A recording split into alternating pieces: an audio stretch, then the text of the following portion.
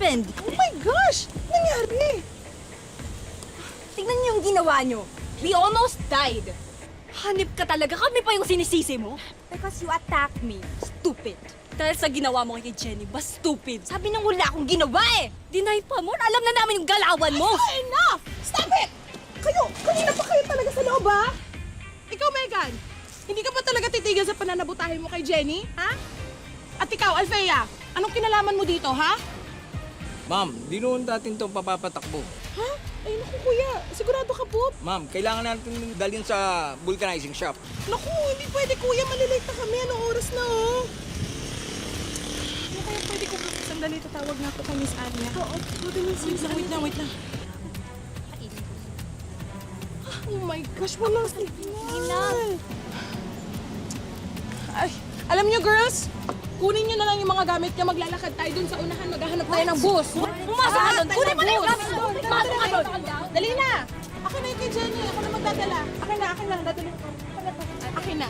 Let's go. It's so hot. Oo, wala tayong magagawa. Wala tayong choice. Let's go. Move! Ikaw nga ang thank you.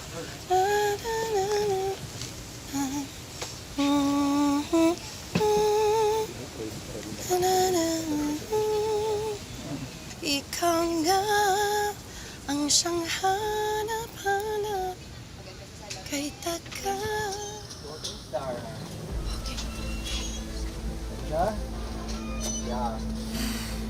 Hindi ko makontak si Jing.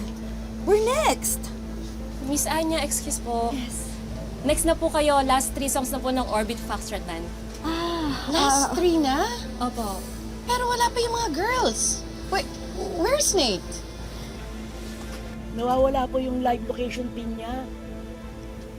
What's happening? They're supposed to be here by now. Cannot be reached din si Jenny. What? Rain! Rain! Yes po? Tawagan mo na nga din yung ibang girls.